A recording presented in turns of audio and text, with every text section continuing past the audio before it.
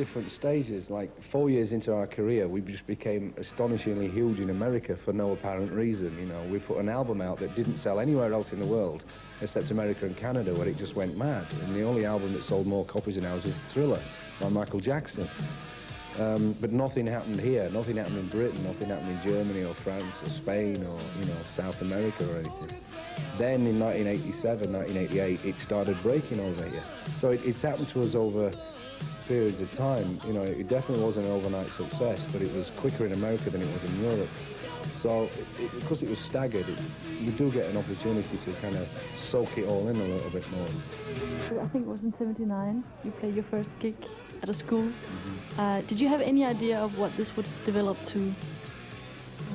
Not really. I think we all had aspirations that it would happen. You do. You dream when you're 17, 18 years old. You think, well, I'd love to be a rock star. Next minute you are one, supposedly, and then you realise what the hell is a rock star anyway. You know, there's always room to go higher. There's a lot of room for improvement in everything that you do. But if somebody had asked me back then, do you honestly think you're going to make it, I would have said yes. But knowing what I know now, I would have probably said, well, I don't know, maybe. I had casualties along the way. Rick lost his arm, Steve died.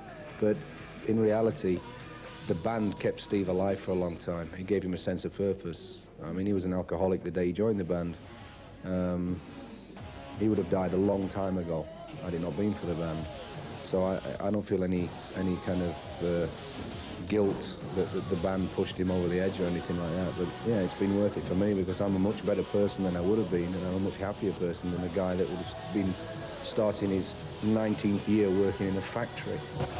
The actual sales of our records is nice. It is nice to occasionally be told you've sold 36 million albums worldwide, but it's never been a motivation for us. I mean, it's nice, we always want to sell as many as we can, but it's not the reason that we do it.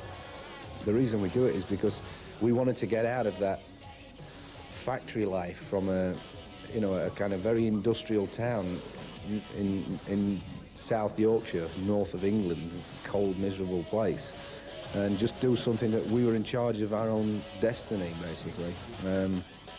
And making the music is the nicest thing about the whole thing.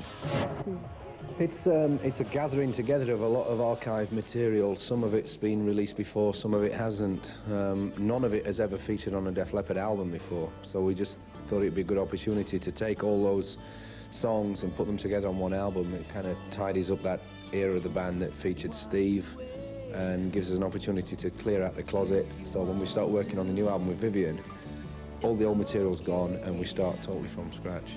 During the selections of the numbers on the record, you must have been re-experienced a lot of emotions. Yeah, some of us. I think the thing that would have probably sparked off the most emotion was listening to the tracks that Steve played on. Knowing that he'd been dead for a year or two. We'd put the multi-tracks on and you could solo certain specific tracks like his guitar, and just before he started to play a solo you could hear him actually go smoking a Marlboro, and that was a bit strange. I mean, it's funny, we didn't get all depressed or anything. It was like, well, listen to that, shame we couldn't feature it on the record. You can't hear that when all the music comes in. The only reason we do quiet numbers is like everybody else. If we'd just written 6 noisy ones, our ears need a break too, and it's like, it's just the way you go. It's like if you're running around all day, sooner or later you're going to want to sit down. And it's the same thing with music. If you're doing rockers, all of a sudden you think, we should do a slow one. For me personally, the most fun I've had making an album is the retroactive album. The most fun I've had is the Adrenalized tour. So for me, 1992, 1993 have been the best years of the band. Really have.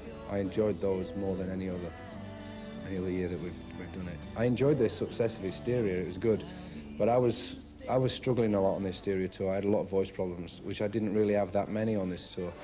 I was much more well prepared for it. I was more mentally psyched, much more relaxed, and I had a lot more fun on stage and off stage. And I think that's just a case of it's a growing thing. I just felt more comfortable being Joe Elliott in 1992 than I did in 1988. But we've maintained a level of success that keeps us happy. and everybody associated with the band relatively happy as well, you know. And I mean, but it's not a motivating factor. You know, I mean, the confidence comes, you know, and the confidence goes, and then it comes back again. At the moment, we're very confident. You know, we're getting together, we're writing new material. It sounds great. We're going to go in the studio in April and start recording, and see where it goes from there.